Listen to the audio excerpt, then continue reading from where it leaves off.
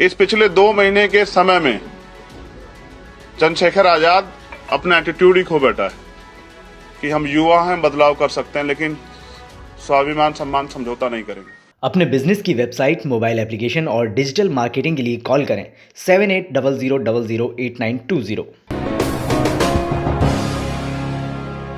मान, सम्मान, अभिमान, स्वाभिमान जैसे शब्दों का उद्घोष या तो त्रेतायुग में लंकापति रावण क्या करता था, या तो आज कलयुग में चंद्रशेखर रावण ऐसे शब्दों का इस्तेमाल क्या करते हैं।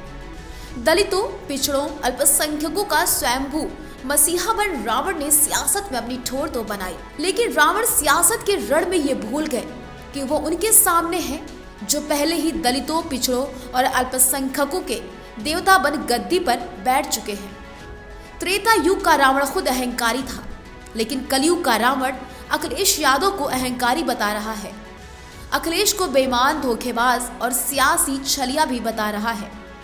खुद को दलितों, पिछड़ों, मुसलमानों का स्वाभिमानी नेता, जिसका दावा है कि वंचित समाज के लिए उसने अभिमान से समझौता किया, अखिलेश की शरण में गए, लेकिन उन्हें अखिलेश ने अपमान का घूंट पिलाया और अब अपमान का बदला लेने के लिए वो भाजपा से सीधा युद्ध करेगा।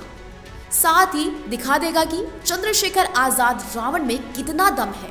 जी हां, समाजवादी पार्टी से गठबंधन न होने के बाद अखिलेश को फरेबी बताने वाले आजाद समाज पार्टी के मुखिया चंद्रशेखर रावण ने अकेले चुनाव लड़ने का ऐलान किया है।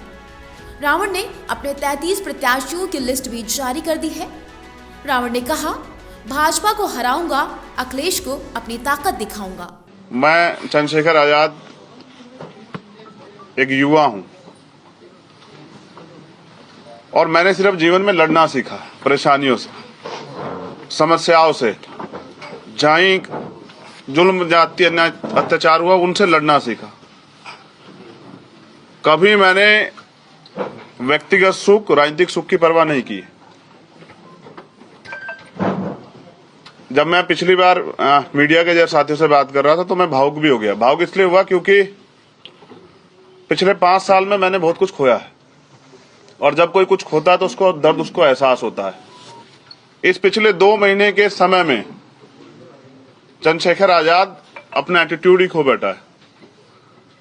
उसे लगता है कि जो ट्विटर, फेसबुक वाले नेता हैं, जो सिर्फ घर में बैठ के ट्वीट करते हैं, जो 5 साल कभी फील्ड में नहीं आते हैं, जो सिर्फ वोट की राजनीति करते हैं, उनको भी ऐसी राजनीति की जरूरत है। लेकिन मैं गलत था। मैं समझता हूं हमारी ताकत भीम आर्मी आजाद समाज पार्टी के लाखों कार्यकर्ता हैं, जिन्होंने सरकार से मोर्चा लिया और विपक्षी भूमिका अदा की है। कोई मामला हो, किसानों का हो, कोई नेता हो किसी पार्टी का, चाहे आज वो विकल्प के रूप में हो, कुछ भी हो, किसी को आपने सड़क पे नहीं देखा होगा। चाहे वो लखीमपुर खीरी का मामला हो, 7 घंटे मोटरसाइकिल चला के मैं गया अकेला, जान की परवाह न करते हुए। चाहे वो पूरे देश में शाहीन बाग बनाने की बात हो, मैं अकेला व्यक्ति ऐसा था जो मुस्लिम भाई की लड़ाई में जब कोई छू भी नहीं रहा था तो मैं 27 दिन जेल में रहा और मैंने 250 लाठियां खाई। ये सारी चीजें संघर्ष की हैं, लेकिन कभी मैंने स्वाभिमान से समझौता नहीं किया और मैं आज भी समझौता नहीं करूंगा। हमने तय किया है कि आजाद समाज पार्टी अपने बलबूते, जो उन्होंने आज तक काम किया है, उस काम के बलबूते, जिसकी लड़ाई आज तक उन्होंने लड़ी है, उन माओ के, उन बहनों के विश्वास के भरोसे, उन बुजुर्गों के आशीर्वाद के भरोसे और बाबा साहब अम्बेडकर और मान्यवर काशीराम साहब की विचारधारा के भरोसे उत्तर प्रदेश में चुनाव में जाएगी। और मैं एक युवा हूं, अगर आज मैं डर जाता हूं, स्थापित नेताओं के सामने घुटने टेक देता हूं, तो मैं समझता हूं कल कोई गरीब युवा हिम्मत नहीं दिखा पाएगा, वो हौसला नहीं कर पाएगा कि वो परिवर्तन के लिए लड़े और वो तमाम तरह की ताकतों के खिलाफ खड़ा होकर अपने देश के बारे में सोचे। आज सबको सिर्फ सत्ता से मतलब कि हम युवा हैं, बदलाव कर सकते हैं, लेकिन स्वाभिमान सम्मान समझौता नहीं करेंगे।